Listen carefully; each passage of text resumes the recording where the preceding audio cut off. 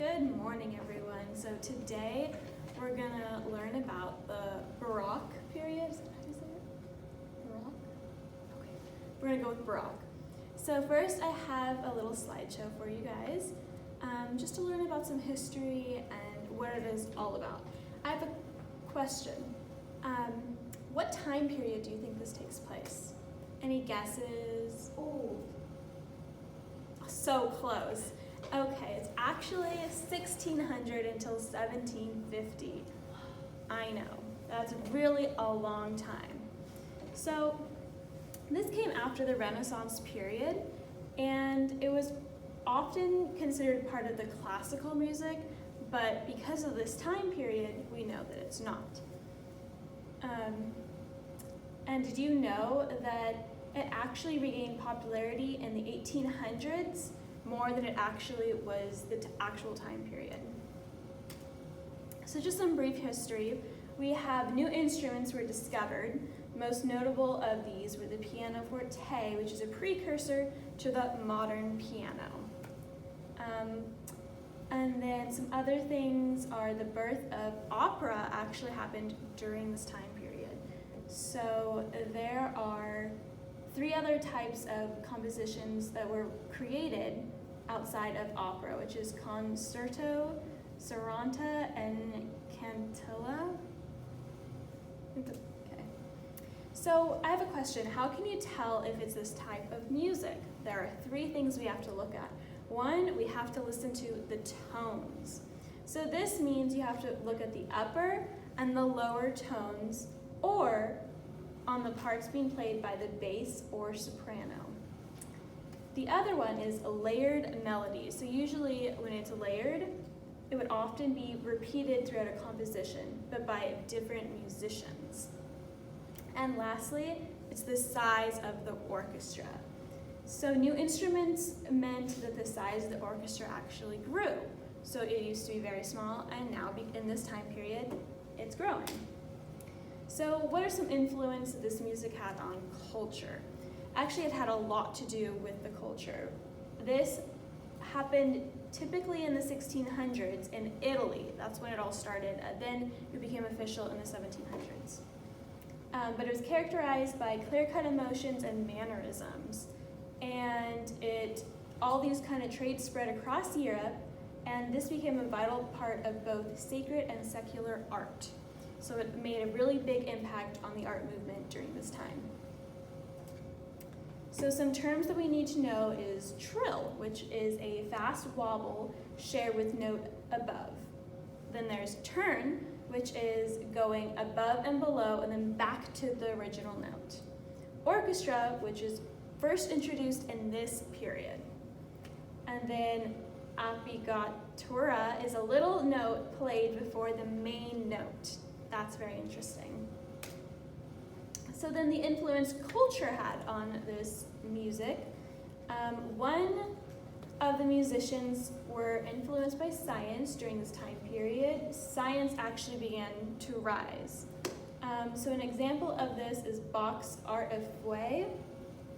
So that's very important. So then now I just want to talk about some top composers in Europe. Can everyone say composers? Everyone know what a composer is? yeah. Good, okay.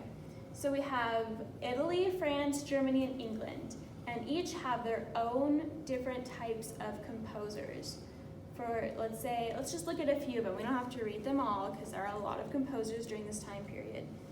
But there are Handel, which we're going to talk about later, Vivaldi, we're also going to be talking about later, and Bach, which we're also going to be talking. So that's Germany and Italy that we're going to be focusing on today. So some important musical pieces and their composers. So I just said they're composers, those 3 composers. So now I want to start on their musical pieces. So for Bach, he composed 6 suites for cello between 1717 and 1723. His most famous piece, however, was the solo cello called Suites a Vellicino Solo. And he dedicated this to his second wife, and everyone loved this. Our second one was Handel, which composed Messiah after his friend Charles Jennens. This piece was supposed to be played at Easter. However, when they finished creating it, they felt it was right at Christmas time, and that was perfect time to release this. And we're going to be listening to this song in just a little bit. And then lastly, we have Verdoni, which, as you guys all know, his most famous work is The Four Seasons, which we've listened to so many times this year. The Four Seasons was published in 1725 and in a set of 12 concerto. This is known as the boldest program music ever written during this time period. So then more terms and people to know. So we have Handel, which is the composer of the Messiah, which we'll listen to in just a minute. Fouet is a musical puzzle similar to a round. Vandelli is a composer of the Four Seasons, and Bach, he was Fouet mad. Okay, so now that we kind of have a better understanding of the history and everything, I want you guys to listen to some songs. So our first one is Messiah. Do you guys remember who created Messiah, who composed Messiah? Handel. Yeah, good job. So we're going to listen to him for just a few seconds.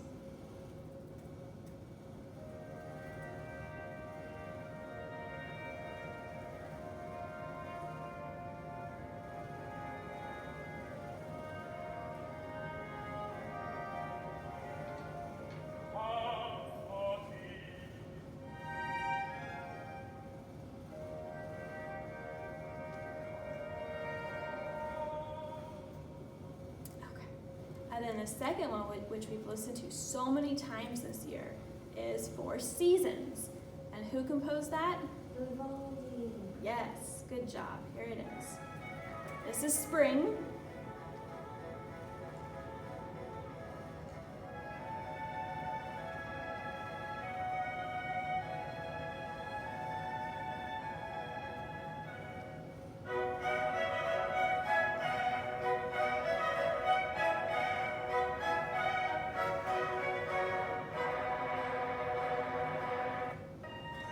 Here, have an ad. Okay. Sorry, there's an ad playing. So we just had spring, and now we're listening to, let's wait for this ad to finish. So now we're listening to summer.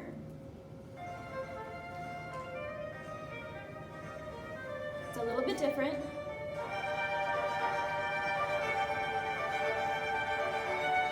Here's fall, short and sweet.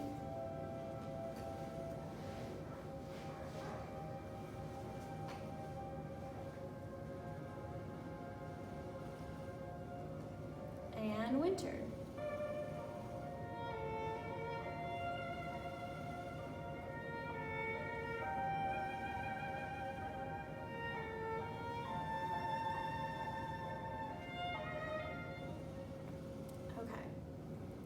So now that we've been able to listen to some of the composer's songs, now we're gonna do some fun activities. So I'm gonna play on our Quaver. We have a lesson, and we're gonna guess if it's in this time, if the song is in this time period or not. So we have 4 songs we're gonna listen to very quickly. Okay.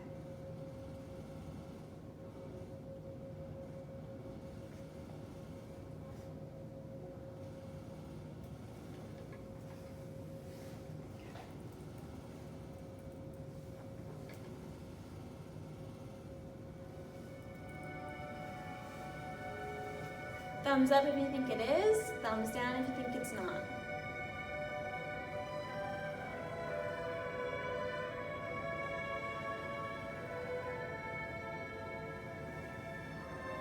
Okay, let's test it.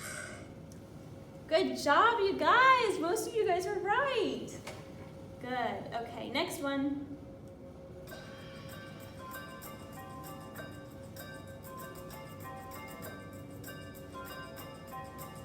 Good, you guys got that down real quick. You're right, it's not. That doesn't sound anything like it. Oh, shoot.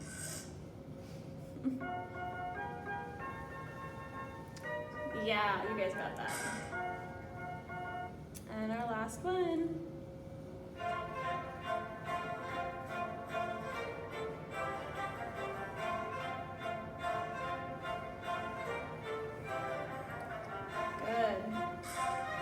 Good job, you guys got it right.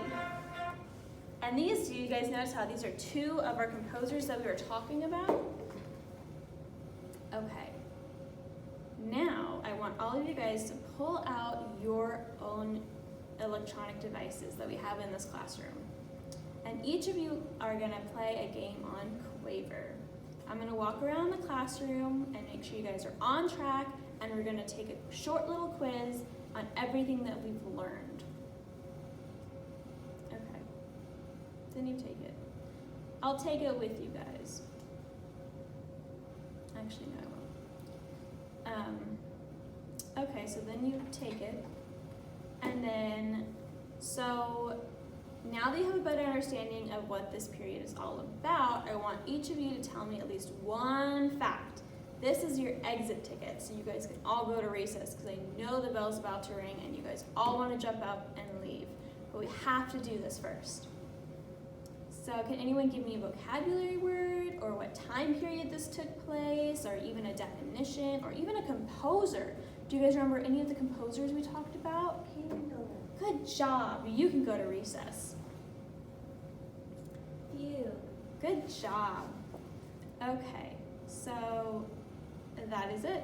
So for your homework for this week, for this topic, I want you guys to go home and tell your family to take this quiz on Quaver. See if they can get the right answers, or if they don't, you should be able to explain to them why each of those is an answer, and who's the composer and who's not.